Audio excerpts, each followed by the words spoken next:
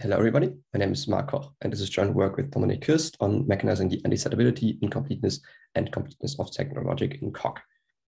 Second-order logic is essentially an extension of first-order logic. It allows us to not only quantify over individuals of some domain, but also over their properties. And this kind of second-order quantification is very common in everyday mathematics. For example, when we write down the induction principle on natural numbers, we usually quantify over all properties P at the frontier. In first-order logic, you would need to fall back to an axiom scheme and approximate properties via first-order formulas instead. Now, the relationship between those two formalizations of induction, and more generally, the comparison between first and second-order logic, heavily depends on how we interpret those second-order quantifiers.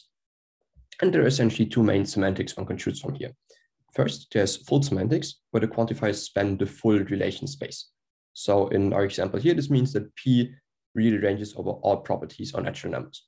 And in this case, the second-order induction axiom is indeed stronger than the first-order scheme, which is evidenced by the fact that it only permits a single model of second-order Peano arithmetic.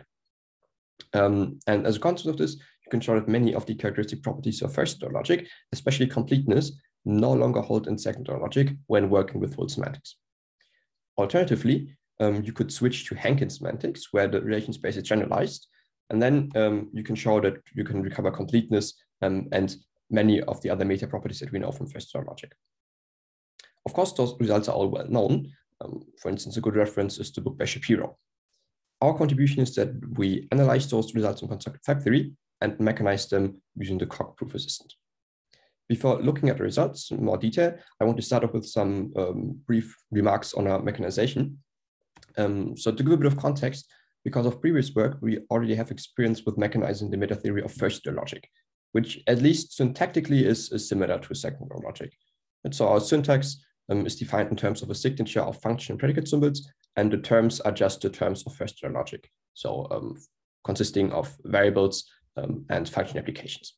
Formulas are extended with predicate variable application and n-array second-order quantifiers. And because of this similarity, we can adopt many of the design decisions from previous first-order developments.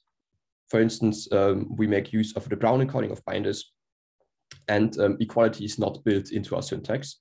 We represent equality just as a normal predicate symbol, then axiomatize it. And then on the Koch level, there are many nice features that make our lives easier. For instance, we use Koch's type class mechanism to represent the signatures, so that they can be derived automatically from the context. Besides first-order logic, people have also worked on mechanizing higher-order logic, but as far as we're aware, we're the first ones to mechanize the meta theory of second-order logic. And while our previous experience on first-order logic is helpful, mechanizing second-order logic is definitely harder than mechanizing first-order logic, and it also comes with some unique challenges that don't show up in higher-order logic. For instance, since we want to support quantification over predicates of arbitrary arity, this makes things like the Brown scoping or the definition of substitution and environments way more tricky. And while we focus on predicate quantifiers here, we also investigated what the best way would be to implement function quantifiers, which in our theory of constructed type theory can get a bit tricky.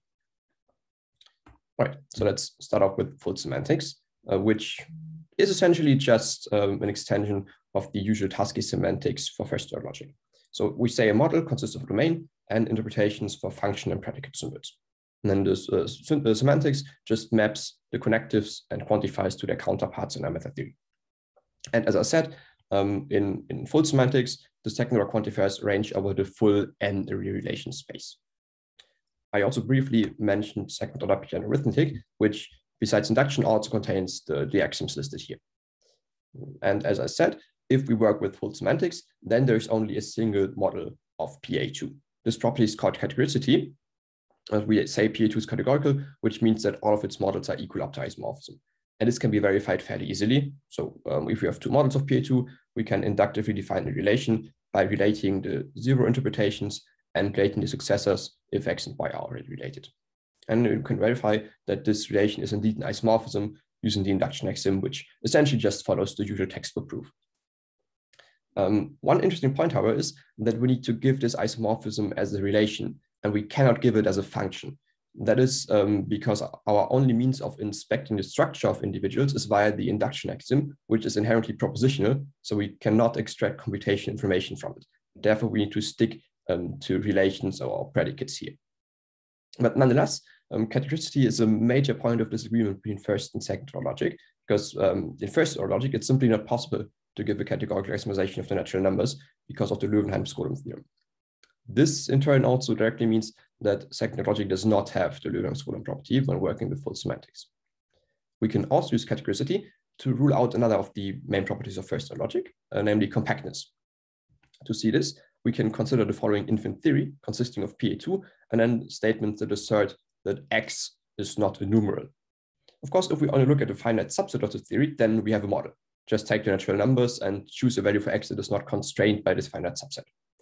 But if we look at the whole theory, then the natural numbers are not a model because there's no number we could assign to X. And since the natural numbers are also the only model of PA2, we can immediately conclude that this theory does not have a model, which contradicts compactness. Interestingly, we can also use a very similar argument to show that second order logic is not strongly complete. And to clarify the terms here a bit, when speaking about deduction systems, we think of predicates working on a list of formulas as context. Therefore, completeness is usually stated in this sense for finite lists as context. Right? But we can also lift this deduction system to infinite theories by saying that the formula is provable under a theory if there is a finite subset that already suffices to prove the formula. And this gives rise to this stronger notion of completeness for potentially infinite theories. And using essentially the compactness argument from the last slide, we can show that second logic is not complete in this strong sense, which surprisingly does not even require any computability assumptions on our deduction systems. But of course, this only rules out the strong notion and not the weaker notion of completeness for finite context. In order to get this stronger result, you need a more involved proof and also the assumption that the deduction system is enumerable. And usually this is given as a consequence of Gödel's first incompleteness theorem, which in terms of mechanization can of course be quite heavy. Luckily, there's also an alternative. It's well known that you can also express this via computability theory, which depending on how you do it can be way easier than mechanizing an explicit Gödel sentence. In our setting, we make use of the approach of synthetic computability theory. And the idea here is that functions definable in constructive type theory are always computable. Therefore, instead of working in an explicit model of computation, we can synthesize the notion of computability theory inside of our type theory as normal functions. For example, we say that a problem is undecidable if an undecidable problem reduces to it. And the reduction here is then just given by a normal Koch function. And similarly, a problem is not enumerable if a not enumerable problem reduces to it. In order to get incompleteness, we first verify that validity in second order PA is not enumerable. And we do this via a reduction from the complement of Hilbert's 10th problem, which is not enumerable, and this has also already been mechanized in Koch. H10 is about deciding whether Diophantine equations, so equations between polynomials with natural coefficients, have solutions in the natural numbers. And such an equation can easily be encoded in PA2, and we can just bind the quantifiers with bind the variables with an extension quantifier. And you can easily see that this equation has a solution if and only if this formula holds in natural numbers. Or since we want to reduce from the complement, the equation is unsolvable if the negated formula holds in natural numbers. And since the natural numbers are the only model of PA2, this is the same as saying that the negative formula holds in PA2, which finishes the reduction. So now that we know that validity in PA2 is not enumerable, this immediately yields incompleteness, because a complete deduction system would enumerate all valid formulas and thus contradict this lemma. So we get incompleteness. More formally, we prove that the existence of a sound, enumerable, and complete deduction system would imply that a complement of H10 is enumerable.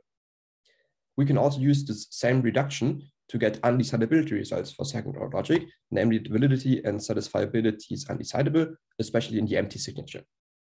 And the trick here is that you can embed the signature of PA2 inside of a second order formula by quantifying over it, right? And the same for satisfiability respectively. Okay, let me now switch over to Henkin Semantics. And the idea here is that instead of ranging over the full relation space, second-order quantifiers should now only range over the relations that are contained in a special universe. And this universe is specified by a so-called Henkin model. We want to constrain this a bit and say that this universe should satisfy comprehension, which means that it should at least contain all second-order definable properties. Of course, when speaking about completeness, we also need a natural deduction system. And for this, we just take the usual first-order ND system and extend it with rules for second-order quantifiers and this comprehension axiom scheme, which corresponds to the comprehension requirement in universes and just gives us access to the properties P that behave like first-order formulas on the proof level. And then the result by Henkin is that this deduction system is indeed complete when working with Henkin semantics. And the proof is essentially just the normal Henkin-style completeness proof that you would also use in the first-order case. But interestingly, there's also a different approach through which you can get Henkin completeness. This is related to the fact that second-order logic with Henkin semantics is essentially just many-sorted first-order logic. Because if we have a first-order formula phi, then we can translate this. If we have a second-order formula phi, we can translate this into a many-sorted first-order formula, phi star, by adding a sort for individuals and then sorts for predicates of different arities. And then just replace predicate application with a custom symbol that represents this. And this means that we can actually translate or transport the completeness theorem from first-order logic to second-order logic without needing to prove it from scratch. However, instead of many-sorted first-order logic, we want to focus on the monosorted case instead, because it's the more common formalism, and we already have a mechanized completeness proof for monosorted first-order logic. And the usual way you would go from many-sorted to monosorted is to add special predicates that guard the quantifier and make sure that the objects we're talking about actually correspond to the right sort. And that's, for example, the approach taken in Van Dalen's textbook. However, if you want to transport completeness using this translation, you need to show that first-order probability of the translated formula implies second-order probability of the initial formula. And as it turns out, this is fairly difficult. Van Dalen gives some vague hints, but at least we were not able to come up with the proof of this using this translation idea. But we're also not the only ones who have looked at this. There's a 2003 paper by Nour and Raffalli, where they also look at this, and they also were not able to finish the proof using this reduction. Instead, they propose a slightly simplified translation function. And the idea here is that X and P represent individuals and predicates at the same time. And then depending on where they occur in the arguments in the applications symbol, they are either interpreted as predicates or as individuals. And we have mechanized this translation function, which then allowed us to transport completeness. Concretely, this requires verifying the following results. First of all, we need to show that Henkin validity of a formula corresponds to first-order validity of a translated formula in the translated theory, where we need to add this extra bit of information here that makes sure that we only look at first-order models that satisfy comprehension. Then, by first-order completeness, we get a proof in the first-order system, which you then need to turn into a proof in the second-order system of the initial formula. And this last arrow here is by far the hardest part of the whole reduction, because you cannot simply do an induction on this first-order derivation because the formula has the specific shape here. This is also the main idea where the main idea of Nour and Raffalli comes in. They define a backwards translation function that turns first-order formulas back into second-order formulas and then show that this satisfies the following properties, which together then yields this direction here. Putting everything together, this gives us the following result, that if first-order logic is complete, then second-order logic with Henkin semantics is also complete. That's the result we have in the paper. In the meantime, we have merged the existing first-order completeness development into our mechanization. So now we have the fully mechanized completeness result. So second-order logic with Henkin semantics is complete under excluded middle. Overall, this part of the project was by far the hardest one for a few reasons. First of all, actually writing down those translation functions is fairly easy on paper.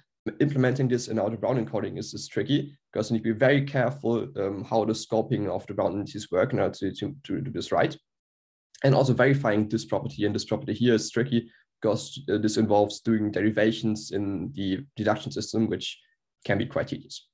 So it would have probably been easier to obtain completeness via the normal Henkin style proof. But we think that this result here is actually more interesting because it gives you this deeper insight that Henkin semantics makes second logic essentially just collapse to monosorted first-order logic. And also, this result is not only useful to get completeness, but we can also translate many other properties of first-order logic using this scheme here. For example, we have showed that you can translate compactness and also the Löwenheim-Skolem theorem from first-order logic using this translation idea. To wrap up, our mechanization is constructive fully, except for the completeness result. Overall, it consists of 8,000 new lines of code, and we reused about 1.5K from the Koch library of undecidability proofs. And our undecidability results are also contributed to this library. Further details can be found on our project page here. In terms of future work, it would be interesting to actually mechanize the Löwenheim-Skolem for first-order logic, because this then would immediately yield Löwenheim-Skolem for second-order logic using our translation. It would also be interesting to look at other externalizations in second-order logic, for example, second-order set theory, or look at concepts like internal categoricity, which would be fairly challenging and might require additional tooling like the proof mod we developed in previous work. Okay, that's all. Thank you very much for your attention.